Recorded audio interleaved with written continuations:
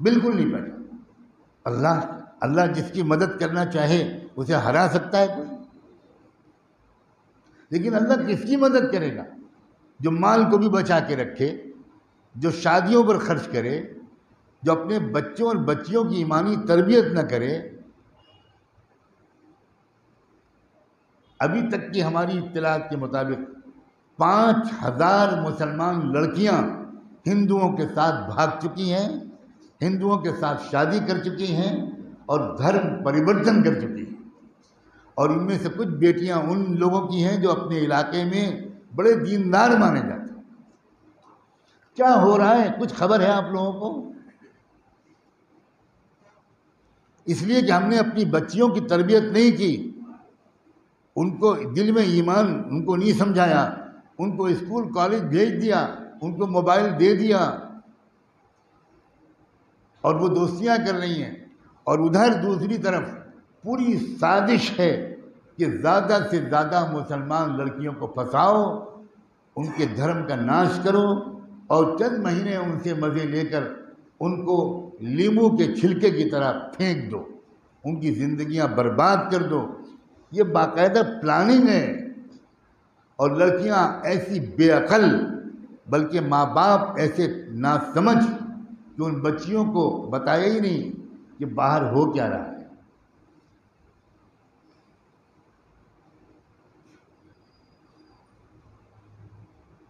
ان لڑکیوں کے contact number حاصل کیے جاتے ہیں، اس کے بعد ہائی ہیلو کیا جاتا ہے۔ اور مجھے اندر یوں ذرائع سے یہ بات معلوم ہوئی ہے کہ باقاعدہ اس سنگٹھن کے لوگ اپنے نوجوانوں کو 1-2 مہینے ٹریننگ دیتے ہیں کہ مسلمان لوگ آپس میں کیسے بات چیت کرتے ہیں۔ ان کو سلام علیکم کرو، ان سے پوچھو کیسے مزاج ہیں، خیریت ہے، انشاءاللہ، ماشاءاللہ، الحمدللہ، سبحان اللہ۔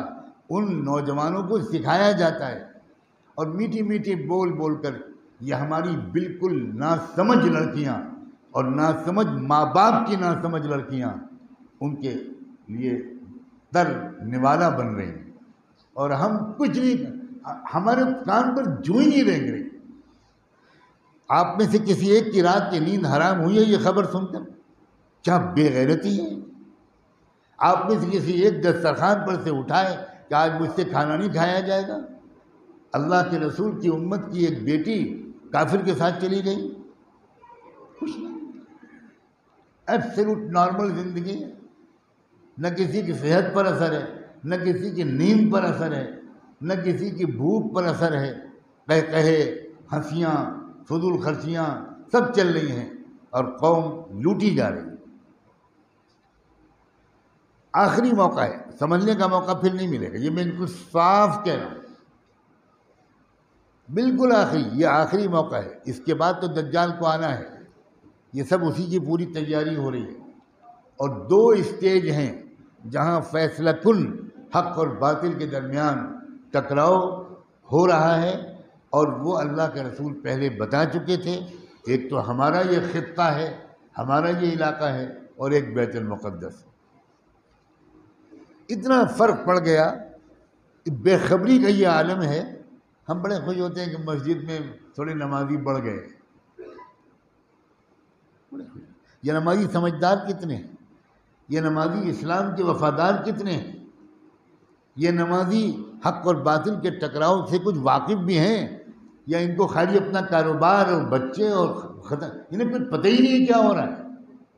اتنی بے خبر قوم دنیا میں شاید ہی کوئی ہو۔ اور مجھے کہنے دو، جو جتنا دیندار اتنا ہی بے خبر، یا تو دین کا نشہ ہے یا دنیا کا نشہ ہے، بہرحال نشہ۔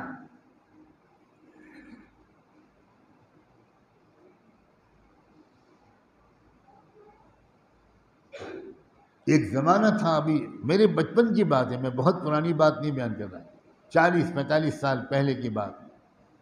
ہمارے ملک کے مسلمان پوری دنیا میں امت مسلمہ کے حالات سے واقف رہتے تھے، فکر مند رہتے تھے، جڑے رہتے تھے، معلوم ہوتا تھا لوگوں کو، آپس میں باتیں ہوتی تھی۔ آپ کلکتہ شہر کے رہنے والے آپ کو کلکتے کی تاریخ یقیناً بالکل معلوم ہے.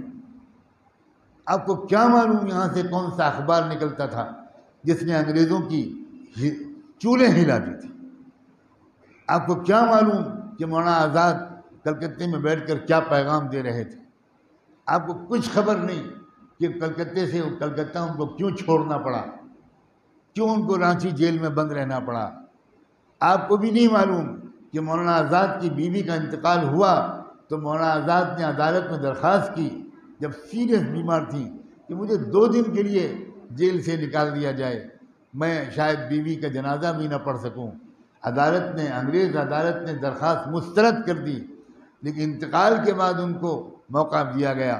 وہ کلکتہ آئے اور اپنی بیوی کی قبر پر صرف آنسو بہائے، فاتحہ پڑھی، دعا مانگی اور ایک عجیب و غریب قسم کا کلام کہا اور واپس جیل چلے گئے. کچھ نہیں خبر آپ. خلافت تحریک کا کیسا مرکز بن گیا تھا یہ کلکتہ شہر. ایک زمانہ تھا کہ مسلمان کچھ اور تھے، ان کو فکر رہتی تھی پورے عالم اسلام کی. خلافت ختم ہوئی ترکی میں اور تحریک خلافت چلی ہمارے ملک میں. آج آپ کو معلوم ہے بیت المقدس میں کیا ہو رہا ہے؟ کچھ خبر ہے کسی؟ کچھ نہیں. کیا یہ بے تعلقی ہے؟ کیا غداری اور بے وفائی ہے؟ اللہ کے رسول فرما کر گئے ہیں صلی اللہ علیہ وآلہ وسلم، من لم یہتم بامر المسلمین فلیس منہم. جس کو امت مسلمہ کے حالات اور مسائل کی فکر نہیں ہوگی اس کا اسلام سے کوئی تعلق نہیں. حضور نے فرمایا نماز پڑھنا کافی نہیں ہے. نماز پڑھنا کافی ہوتا تو جماعت سے نماز کیوں پڑھوائی جاتی؟ جماعت سے نماز پڑھنے کا مسئلہ ہی ہے کہ ہر محلے کے لوگ 5 وقت جمع ہوں تاکہ ایک دوسرے کے حالات سے پوری طرح ہر وقت واقف رہیں. کوئی پریشانی ہو تو مدد کریں، کوئی دقت ہو تو خدمت کریں. پھر اور پورے شہر کے لوگ جمعے کے دن جمع ہوں. یہ سب اسی لیے تو تھا بھائی، ورنہ اکیلے نماز پڑھ لیتے. آپس میں ایک دوسرے کے حالات اور مسائل سے واقفیت اور ایک دوسرے کی مدد کے لیے یہ بہترین موقع دے دیا، دنیا کی کسی مذہب کے پاس نہیں.